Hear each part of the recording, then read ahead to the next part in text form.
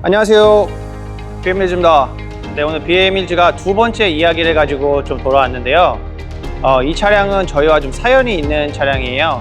촬영일 기준 8월 달인데요. 이 차가 저희한테 입고된 것은 5월 달이에요. 이 차량이 연식이 좀 있는 친구이다 보니까 부품을 수급하는 문제나 이 차량의 정보를 얻는 데 좀 한계가 있어서 시간이 조금 수리하는 기간 동안 좀 걸렸고요. 이 차량의 제작 연도는 1995년도고요. 5 시리즈 E34 바디를 사용하고 있습니다. 그러면 오늘 이 차량은 어떤 문제로 저희에게 이제 신청을 해주셨는지 신청자분의 사연을 들어보도록 하겠습니다.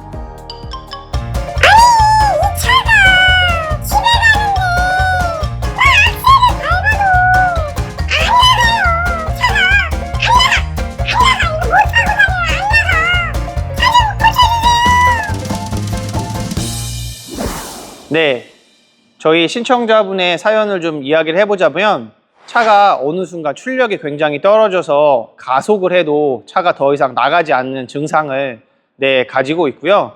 BMW에서는 이러한 증상들을 이제 림홈 모드라는 표현을 해요. 그래서 림프가 이제 절름박이처럼 절다라는 표현이고요. 홈은 집으로 간다는 이제 이야기인데 절름발이처럼 다리를 절면서 집까지 갈 수 있는 상태를 림홈 모드라고 얘기를 해요. 흔히는 림홈 모드를 엔진 경고등이 점등되어져 있는 상태를 림홈 모드라고 하고요. 외국에 같은 경우는 이제 땅이 크다 보니까 이 주행을 해서 집까지 가는 거리가 상당히 멀기 때문에 그 기간 동안 차가 운행할 수 있는 최소한의 조건으로 이 차를 운행을 해서 우선 집까지는 갈 수 있게 만들어 놓은 시스템이라고 보시면 되고요. 이 차량이 여러 가지 데이터를 가지고 엔진이 작동하지만 림홈 모드 혹은 엔진 경고등이 들어왔을 때는 컴퓨터가 연산해 놓은 최소한의 값을 가지고 이 차량을 강제로 운행하게 되어 있습니다. 그래서 보통은 림홈 모드가 걸렸을 때는 지금 차들은 조금 다른 이야기긴 하지만 옛날 차량들은 림홈 모드가 걸렸을 때는 차량의 출력의 제한을 확 시켜버리는 경우가 굉장히 많습니다. 그래서 지금 보시고 있는 차량도 E34 차량도 똑같이 진단기 코드로 진단을 했었을 때 이 차량에도 캠 포지션 센서와 관련된 고장 코드가 수록이 되어져 있고요. 오늘 그래서 이야기를 좀 나눠볼 거는 캠 포지션 센서가 어떤 역할을 하고 차량이 어떻게 위치되어져 있고 그 다음에 캠 포지션 센서를 저희가 점검을 할 때 어떤 방식으로 점검하는지 전체적으로 캠과 관련된 오늘 이야기를 좀 나눠볼 거예요. 그래서 오늘 이 차량을 한번 저희가 전체적으로 한번 보여드리고 차량의 간단한 소개 그리고 이 차량을 바로 한번 점검하는 방법에 대해서 설명을 해드리도록 하겠습니다.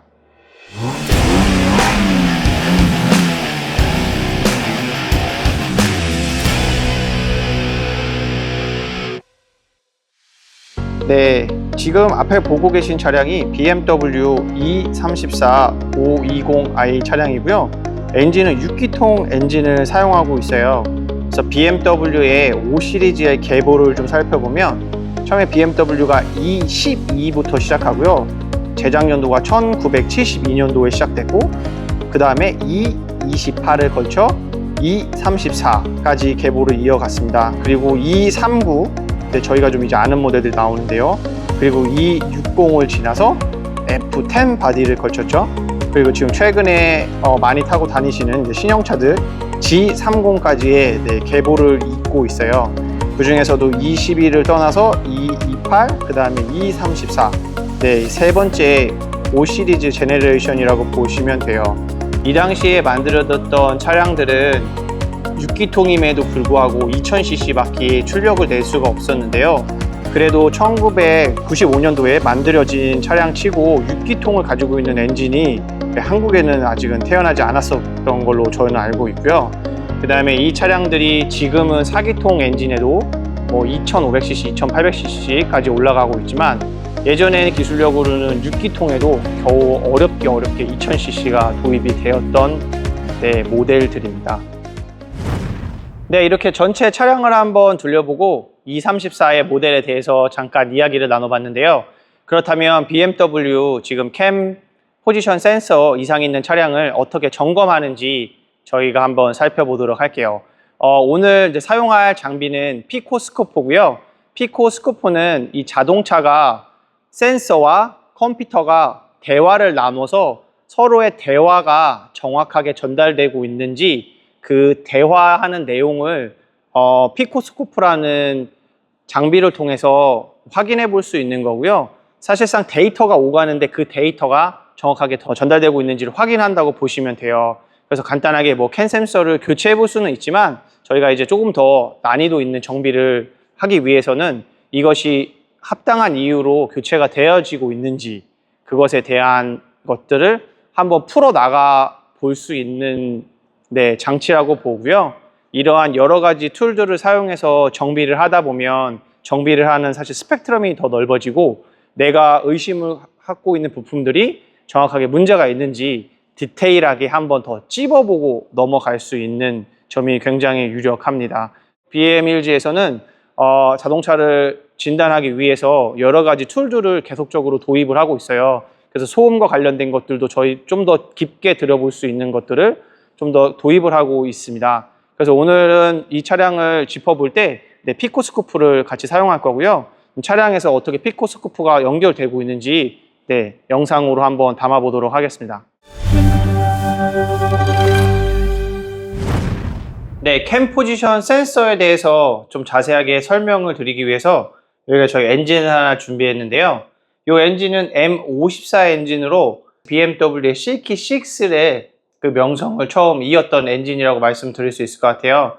이 엔진을 통해서 캠 센서의 역할에 대해서 설명드리도록 하겠습니다. 이게 전체 이제 엔진인데요. 엔진은 크게 상단부 실린더 헤드와 하단부 실린더 블럭으로 나뉘어요. 그래서 실린더 상단에 붙는 이쪽 실린더에 들어가는 가스켓을 실린더 헤드 가스켓이라고 부르고요. 하단은 블럭이라고 합니다. 그러면 이 위치가 밑에 쪽에 있는 것이 크랭크 샤프트고요. 위쪽에 있는데 캠 샤프트 센서라고 해요.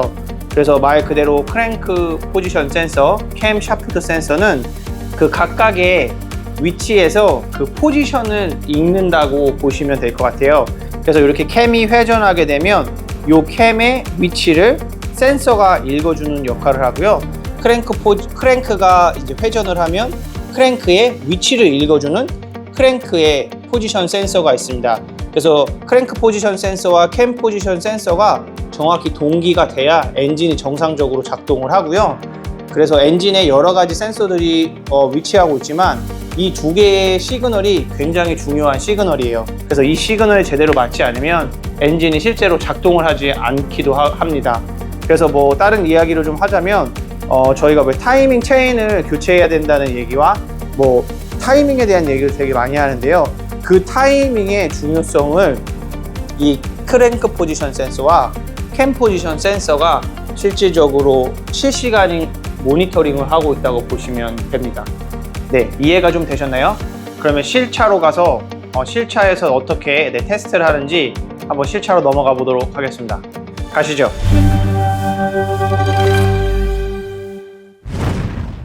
차량을 본네트를 열을 건데요.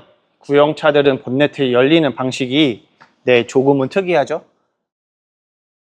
엔진 룸을 열면 이렇게 차량 앞에가 열리고요. 본네트는 반대편에서 열리게 되어 있어요. 그래서 정비하기가 요즘 차들보다는 조금 더 어렵긴 하지만 또 올드카만의 이 특이한 또 멋이 있는 것 같아요. 지금 피코스코프를 연결하는 영상을 좀 보실 거고요. 이 녀석이 피코스코프 몸통입니다.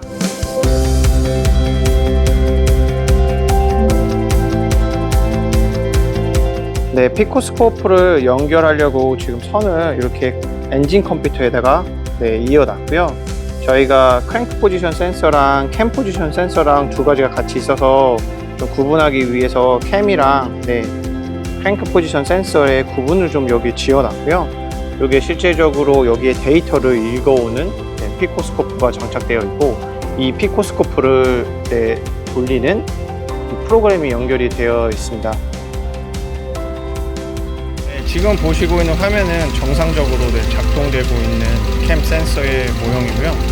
위쪽과 아래쪽이 이렇게 같은 방향으로 움직이면서 캠 포지션 센서의 위치를 읽고 있습니다.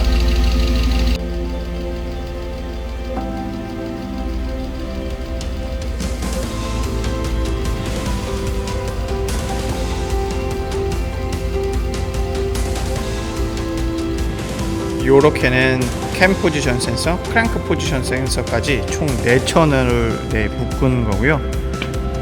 이렇게 4채널을 연결했었을 때 현재 파형이 나오고 있고요. 요 파형을 토대로 이 차량의 정상적인 통신을 하고 있는지 아닌지를 구별할 수 있게 됩니다. 이렇게 캠 포지션 센서의 작동 상태를 피코스코프를 통해서 점검을 마쳤고요. 이런 과정을 통해서도 차량이 정비되어지고 있다는 것을 보여드리는 시간이 됐으면 좀 좋겠습니다. BMW E34 캠 포지션 센서 관련 점검 영상 마치도록 하겠습니다. 다음 시간은 더 재밌는 이야기로 돌아오도록 하겠습니다. 감사합니다. I did a little bit too much for this engine because if you understand more about this engine, you will more easily understand about the camshaft sensor.